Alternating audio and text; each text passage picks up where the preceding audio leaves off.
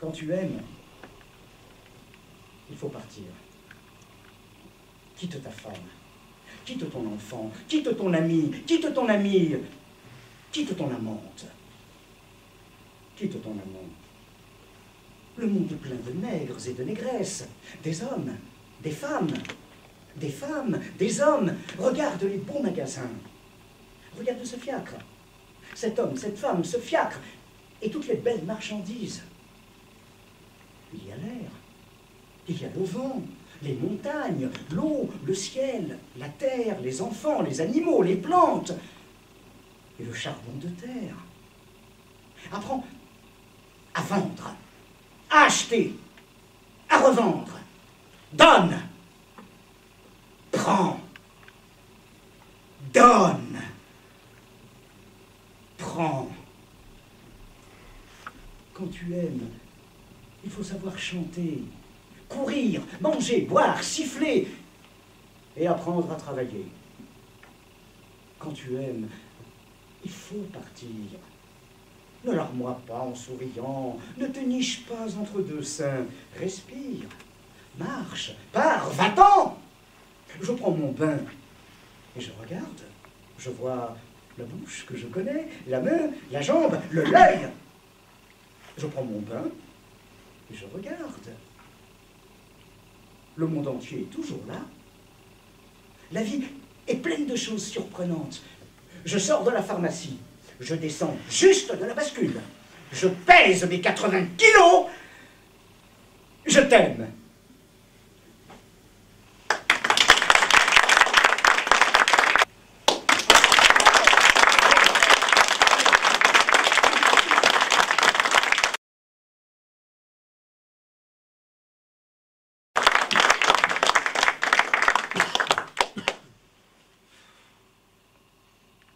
Non. Plus jamais je ne foutrai les pieds dans un beuglant colonial. Je voudrais être ce pauvre nègre. Je voudrais être ce pauvre nègre qui reste à la porte. Car les belles négresses seraient mes sœurs. Et non pas ces sales vaches françaises, espagnoles, serbes, allemandes, qui meublent les loisirs des fonctionnaires cafardeux en mal d'un Paris de garnison, et qui ne savent comment tuer le temps. Je voudrais être ce pauvre nègre et perdre mon temps.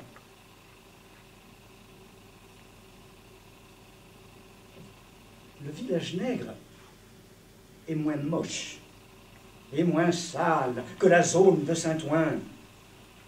Les charognards qui le survolent plongent parfois et le nettoient.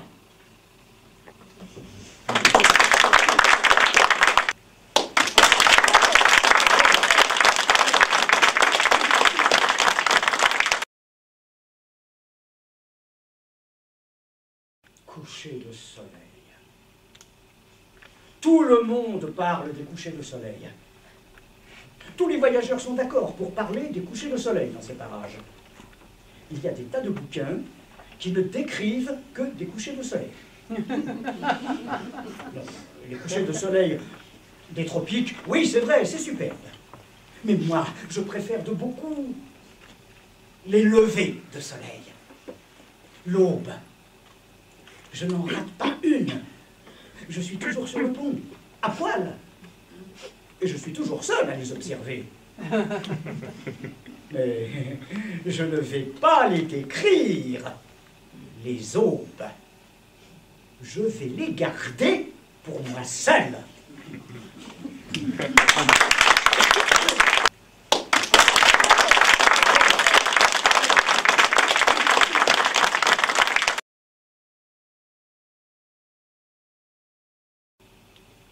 En ce temps-là, j'étais en mon adolescence. J'avais à peine 16 ans et je ne me souvenais déjà plus de mon enfance. J'étais à 16 000 lieues du lieu de ma naissance. J'étais à Moscou, la ville des 1003 clochers, des 7 gares. Et je n'avais pas assez des 7 gares et des 1003 tours, car mon adolescence était si ardente et si folle que mon cœur tour à tour brûlait comme le temple d'Éphèse. Ou comme la place rouge de Moscou, quand le soleil se couche. et mes yeux éclairaient des voix anciennes. J'étais déjà si mauvais poète que je ne savais pas aller jusqu'au bout. Le Kremlin était comme un immense gâteau tartare croustillé d'or, avec les grandes amandes des cathédrales toutes blanches et l'or mielleux des cloches. Un vieux moine me lisait la légende de Novgorod. J'avais soif, et je déchiffrais des caractères cunéiformes. Puis, tout à coup, les pigeons du Saint-Esprit s'envolaient sur la place, et mes mains s'envolaient aussi, avec des bruissements d'albatros. Et ceci, c'était les réminiscences du dernier jour, du tout dernier voyage, et de la mer. Pourtant, j'étais fort mauvais poète. Je ne savais pas aller jusqu'au bout. J'avais faim. Et tous les jours, et toutes les femmes dans les cafés, et tous les verres, j'aurais voulu les boire et les casser. Et toutes les vitrines, et toutes les rues, et toutes les maisons, et toutes les vies, et toutes les roues des fiacres qui tournaient en tourbillon sur les mauvais pavés. J'aurais voulu les plonger dans une fournaise de glaive. Et j'aurais voulu broyer tous les os et arracher toutes les langues.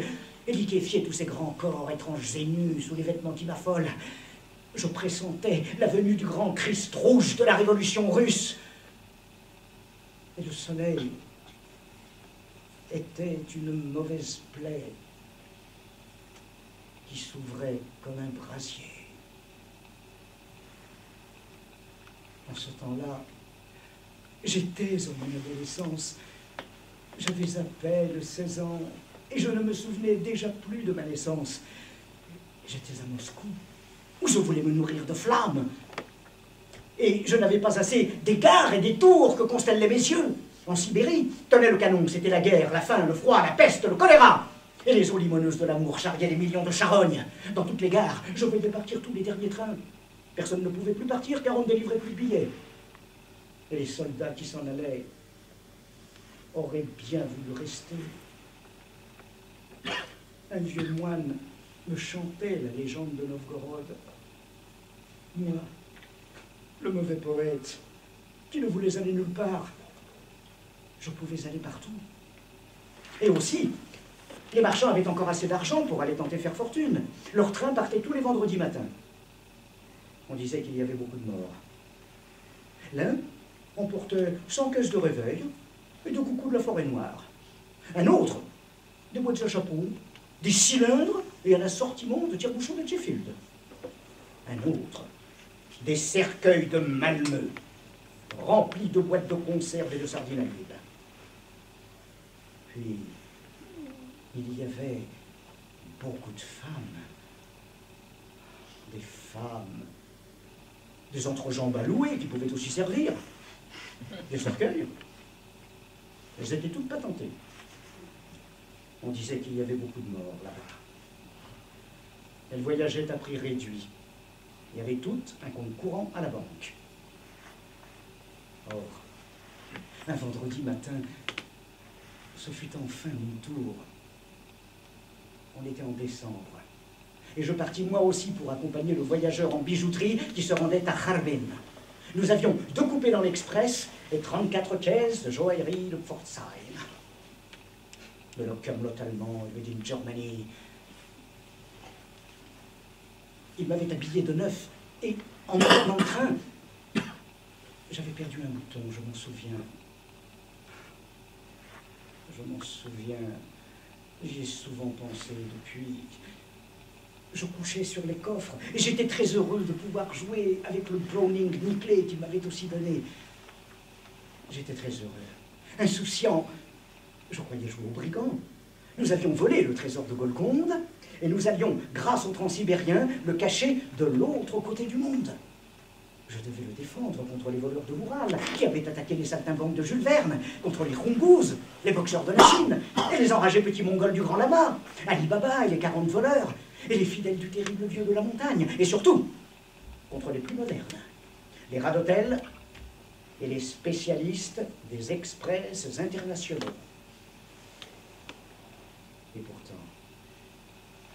Et pourtant, j'étais triste comme un enfant. Les rythmes du train, la moelle chemin de fer des psychiatres américains, le bruit des portes, des voix, des essieux grinçants sur les rails congelés, le fer-lin d'or de mon avenir, mon bowling, le piano et les jurons des joueurs de cartes dans le compartiment d'à côté, l'épatante présence de Jeanne, d'homme aux lunettes bleues qui se promenait nerveusement dans le couloir et qui me regardait en passant, froissi de femme, et le sifflement de la vapeur, et le bruit éternel des roues en folie dans les ornières du ciel. Les vitres sont givrées, pas de nature, et derrière, les plaines sibériennes, le ciel bas, et les grandes ombres des taciturnes qui montent et qui descendent.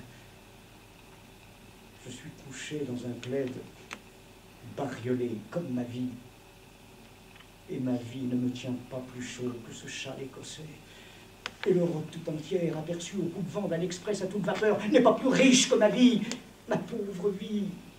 Ce châle effiloché sur des coffres remplis d'or avec lesquels je rêve, que je roule, que je fume. Et la seule flamme de l'univers est une pauvre pensée. Du fond de mon cœur, des larmes me viennent si je pense amour à ma maîtresse. Elle n'est qu'une enfant que je trouvais ainsi pâle, immaculée, au fond d'un bordel. Ce n'est qu'une enfant blonde, rieuse et triste. Elle ne sourit pas et ne pleure jamais. Mais au fond de ses yeux, quand elle vous y laisse boire, tremble un doux lys d'argent. La fleur du poète. Elle est douce et muette, sans aucun reproche, avec un long tressaillement à votre approche. Mais quand moi je lui viens, de ci, de là, de fait, elle fait un pas, puis ferme les yeux et fait un pas. Car elle est mon amour, et les autres femmes n'ont que des robes d'or sur de grands corps de flamme. Ma pauvre amie est si esselée. Elle est toute nue, n'a pas de corps, elle est trop pauvre. Elle n'est qu'une fleur candide, fluette, la fleur du poète, un pauvre lys d'argent tout froid, tout seul, et déjà si fané que les larmes me viennent si je pense à son cœur. Et cette nuit est pareille à 100 000 autres quand un train file dans la nuit, les comètes tombent, et que l'homme et la femme, même jeunes, s'amusent à faire l'amour. Le ciel est comme la tente déchirée d'un cirque pauvre, dans un petit village de pêcheurs en Flandre. Le soleil est un fumeux quinquet. Et tout au haut d'un trapèze, une femme fait la lune. La clarinette, le piston, une flûte aigre et un mauvais tambour. Et voici mon berceau. Mon berceau, il était toujours près du piano quand ma mère, quand Madame Bovary jouait les sonates de Beethoven. J'ai passé mon enfance dans les jardins suspendus de Babylone et l'école buissonnière, dans les gares, devant les trains en partance. Maintenant, j'ai fait courir tous les trains derrière moi, Bâle, Tombouctou. J'ai aussi joué aux courses à Auteuil et à Longchamp, Paris, New York. Maintenant, j'ai fait courir tous les trains tout le long de ma vie, Madrid, Stockholm. Et j'ai perdu tous mes paris. Il n'y a plus que la Patagonie. La Patagonie qui convienne à mon immense tristesse. La Patagonie. Et un voyage dans les mers du Sud. Je suis en route. J'ai toujours été en route. Je suis en route avec la petite Jeanne de France. Le train fait un saut périlleux et retombe sur toutes ses roues. Le train retombe sur ses roues. Le train retombe toujours sur toutes ses roues. Blaise, dis, sommes-nous bien loin de Montmartre? Nous sommes loin, Jeanne. Tu roules depuis 7 jours, tu es loin de Montmartre, de la butte qui t'a nourri, du Sacré-Cœur contre lequel tu t'es blotti. Paris a disparu et son énorme flambée. Il n'y a plus que les cendres continues, la pluie qui tombe, la tourbe qui se gonfle, la Sibérie qui tourne, les lourdes nappes de neige qui remontent et le grelot de la folie qui grelotte comme un dernier désir dans l'air bleui. Le train palpite au cœur des horizons plombés et ton chagrin ricane. Dis, Blaise, sommes-nous bien loin de Montmartre? Les inquiétudes. Oublie les inquiétudes. Toutes les gares lézardées obliques sur la route, les fils télégraphiques auxquels elles pendent, les poteaux grimaçants qui gesticulent et les étranglent, le monde s'étire, s'allonge et se retire, comme un accordéon qu'une main sadique tourmente. Dans les déchirures du ciel, les locomotives en furie s'enfuient, et dans les trous, les roues vertigineuses, les bouches, les voix, et les chiens du malheur qui aboient à nos trousses. Les démons sont déchaînés, ferraille, tout est un faux accord, le broum broum broum des roues, choc, rebondissement, nous sommes un orage sous le crâne d'un sourd. Dis, Blaise, sommes-nous bien loin de Montmartre? Mais oui, tu m'énerves, tu le sais bien, nous sommes bien loin. La folie surchauffée beugle dans la locomotive. La peste, le choléra se lèvent comme des braises ardentes sur notre route. Nous disparaissons dans la guerre, en plein dans un tunnel. La faim et la putain se cramponnent aux nuages en débandade. Et fiente des batailles en t'appuyant de mort. Fais comme elle, fais ton métier.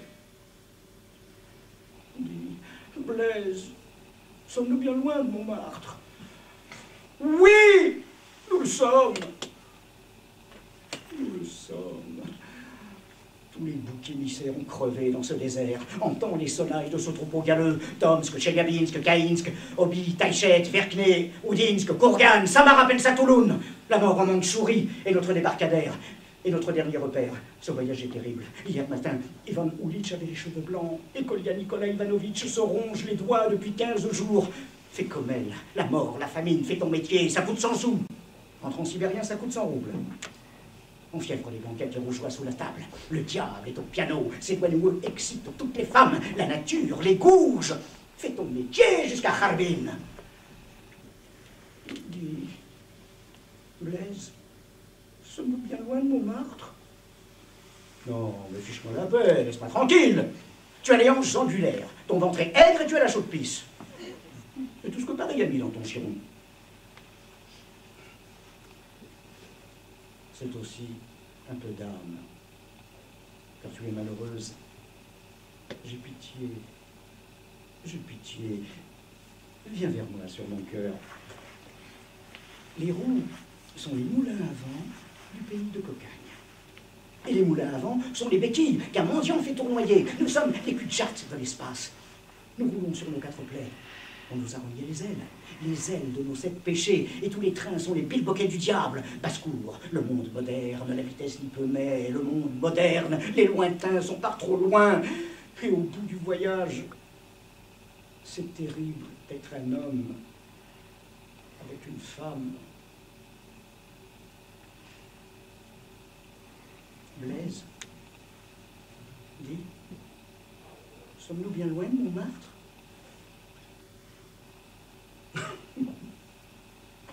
Oh, j'ai pitié. J'ai pitié. Viens vers moi. Je vais te conter une histoire. Viens dans mon lit. Viens sur mon cœur. Je vais te conter une histoire. Oh, viens. Viens. Au Fidji règne l'éternel printemps. La paresse, l'amour pâme les couples dans l'herbe haute, et la chaude syphilis rôde sous les bananiers. Viens dans les îles perdues du Pacifique, elles ont nom du phénix, des marquises, Bornéo et Java, et Célèbes à la forme d'un chat. Nous ne pouvons pas aller au Japon. Viens au Mexique. Sur ces hauts plateaux, les tulipiers fleurissent. Les lianes tentaculaires sont la chevelure du soleil. On dirait la palette et les pinceaux d'un peintre, des couleurs étourdissantes comme des gongs. Rousseau y a été. Il a ébloui sa vie. C'est le pays des oiseaux. L'oiseau de paradis, l'oiseau lyre, le toucan, l'oiseau moqueur. Et le colibri niche au cœur des lys noirs. Viens, nous nous aimerons dans les ruines majestueuses d'un temple aztèque. Tu seras mon idole. Une idole bariolée, enfantine, un peu laide, et bizarrement étrange. Oh, viens. Si tu veux, nous irons en aéroplane, et nous survolerons le pays des 1000 lacs. Les nuits y sont démesurément longues. L'ancêtre préhistorique aura peur de mon moteur. J'atterrirai et je construirai un hangar pour mon avion avec les os fossiles de mammouth. Le feu primitif réchauffera notre pauvre amour samovar et nous nous aimerons bien bourgeoisement près du pôle. Oh, viens, Jeanne, Jeannette, Ninette, Nini, Ninon, Nichon, Mimi, Maman, ma poupoule, mon Pérou, Dodo, Dondon, Carotte, ma crotte, Chouchou, petit cœur, Cocotte, Churu, petite chèvre, mon petit péché mignon, Concon, coucou.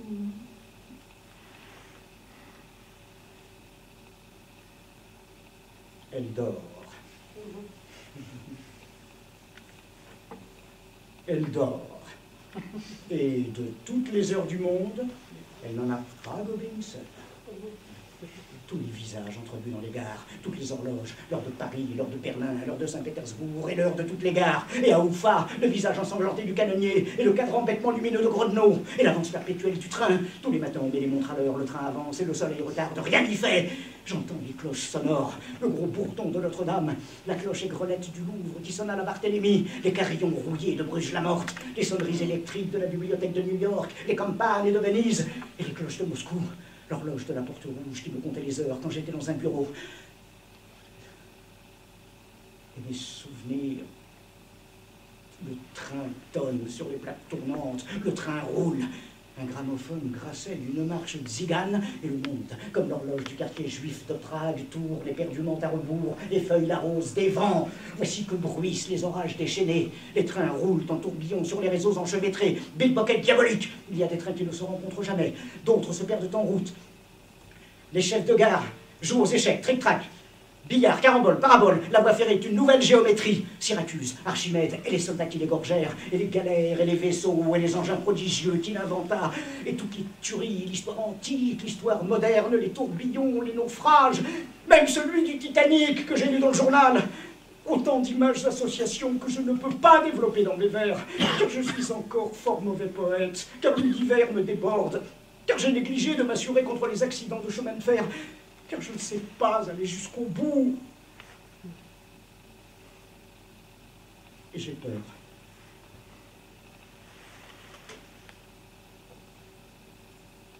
J'ai peur. Je ne sais pas aller jusqu'au bout. Comme mon ami Chagall, je pourrais faire une série de tableaux d'aimants, mais je n'ai pas pris de notes en voyage. Pardonnez-moi mon ignorance. Pardonnez-moi de ne plus connaître l'ancien jeu des vers, comme dit Guillaume Apollinaire. Tout ce qui concerne la guerre, on peut le lire dans les mémoires de Kuropatkin, ou dans les journaux japonais qui sont aussi cruellement illustrés. À quoi bon me documenter? Je m'abandonne au sursaut de ma mémoire. À partir d'Irkoutsk, le voyage devint beaucoup trop lent, beaucoup trop long. Nous étions dans le premier train qui contournait le lac Baïkal. On avait orné la locomotive de drapeaux et de lampions, et nous avions quitté la gare aux accents tristes de l'hymne tsar. Si j'étais peintre, je déverserais beaucoup de rouge, beaucoup de jaune sur la fin de ce voyage, car je crois bien que nous étions tous un peu fous, et qu'un délire immense ensanglantait les faces énervées de mes compagnons de voyage. Comme nous approchions de la Mongolie, qui ronflait comme un incendie, le train avait ralenti son allure, et je percevais, dans le grincement perpétuel des roues, les accents fous et les sanglots d'une éternelle liturgie. J'ai vu les trains silencieux, les trains noirs qui revenaient de l'extrême-orient et qui passaient en fantôme, et mon œil, comme le fanal d'arrière, court encore derrière ces trains. À Talga, 100 minutes laissées agonisait, faute de soins.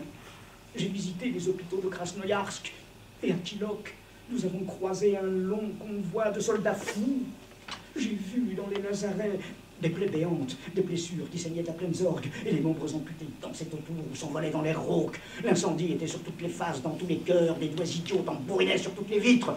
Et sous la pression de la peur, les regards crevaient comme des abcès. Dans toutes les gares, on brûlait tous les wagons. J'ai vu des trains de 60 locomotives qui s'enfuyaient à toute vapeur, pourchassés par les horizons en rut. Et des bandes de corbeaux qui s'envolaient désespérément après, disparaître dans la direction de Port-Arthur. À Chita, nous eûmes quelques jours de répit. Arrêt de 5 jours, vu l'encombrement de la voie. Nous le passâmes chez M. Yankelevitch, qui voulait me donner sa fille unique en mariage. Puis, le train repartit.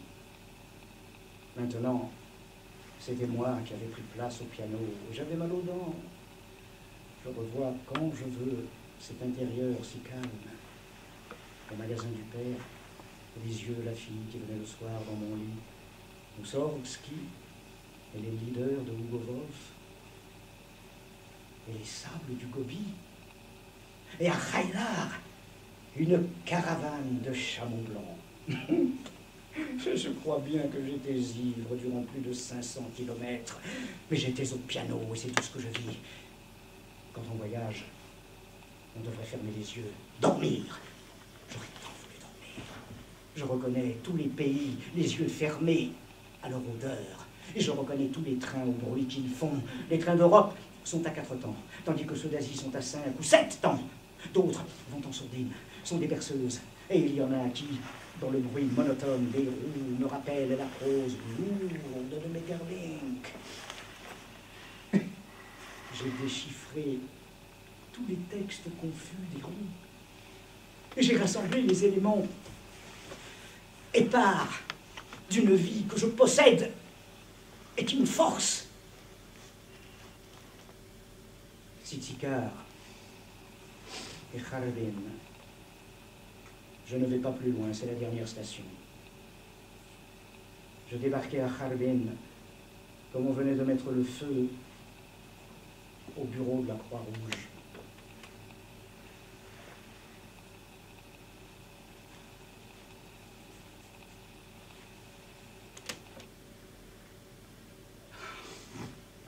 Oh, Paris, grand foyer chaleureux, avec les tisons entrecroisés de tes rues, et tes vieilles maisons qui se penchent au-dessus et se réchauffent comme des aïeuls. Et voici des affiches, du rouge, du vert, multicolores, comme mon passé bref, du jaune, jaune, la fière couleur des romans de la France à l'étranger. J'aime me frotter dans les grandes villes, aux autobus en marche. Ceux de la ligne Saint-Germain-Montmartre m'emportent à l'assaut de la butte. Les moteurs beuglent comme des taureaux d'or. Les vaches du crépuscule broutent le Sacré-Cœur. Oh, Paris, gare centrale, débarcadère des volontés, carrefour des inquiétudes. Seuls les marchands de couleurs ont encore un peu de lumière sur leurs portes. La Compagnie internationale des wagons-lits et des grands express européens m'a envoyé son prospectus. C'est la plus belle église du monde.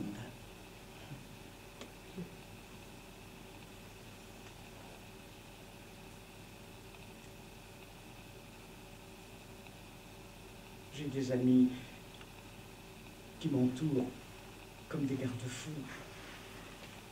Ils ont peur quand je pars, que je ne revienne plus. Toutes les femmes que j'ai rencontrées se dressent aux horizons avec les gestes piteux et les regards tristes des sémaphores sous la pluie. Bella, Agnès, Catherine et la mère de mon fils en Italie et celle, la mère de mon amour en Amérique.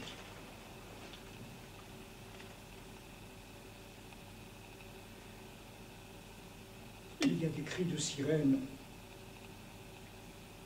qui me déchirent l'âme.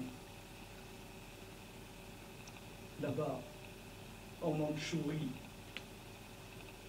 un ventre tressaille encore, comme dans un accouchement. Je voudrais n'avoir jamais fait mes voyages. Ce soir, un grand amour me tourmente. Et malgré moi, je pense à la petite Jeanne de France. C'est par un soir de tristesse que j'ai écrit ce poème en son honneur. Jeanne, la petite prostituée, je suis triste. Je suis triste.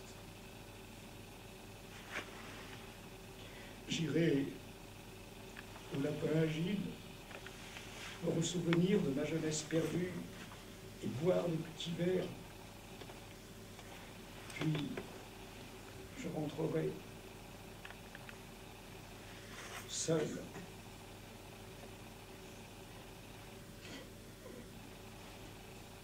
Paris, ville de la tour unique, du grand gibet, la roue.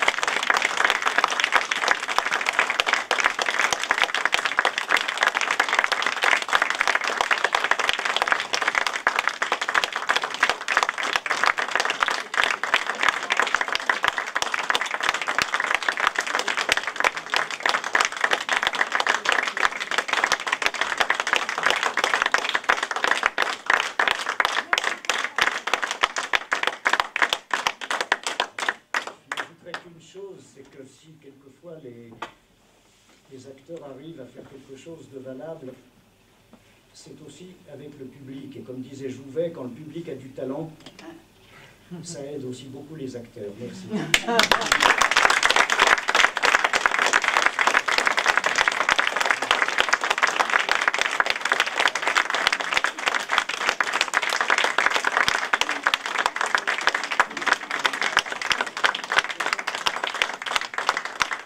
Mickey Messica, qui a été en quelque sorte l'un des parrains de l'échelle à coulisses. Et il a écrit lui-même d'ailleurs un recueil de poèmes qui vient tout juste de sortir. Et il a encore sa coquille d'œuf sur la tête. Le recueil, hein, pas le comédien. Et, à peine sorti de l'œuf. Il nous a charmés par Dimé, il nous a charmés par Sandra, il nous a charmés par ses propres textes. C'est donc toujours avec plaisir que nous l'avons sur scène. Claude Mercutio.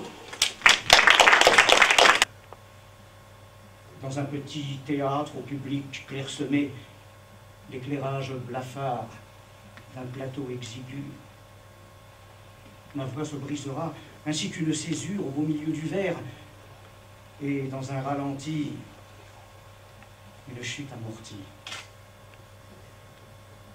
La vie m'aura quitté avant l'effondrement. Les quelques spectateurs resteront incrédules et n'osant applaudir avant la perception de la réalité. Brutal vent de panique, mais bientôt recouvert par l'obscène sirène d'un secours trop tardif.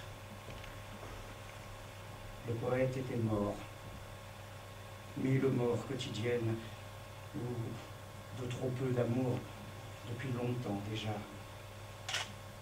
Au cercueil de l'oubli ou de l'indifférence, son cri était muet et nul ne l'aperçut.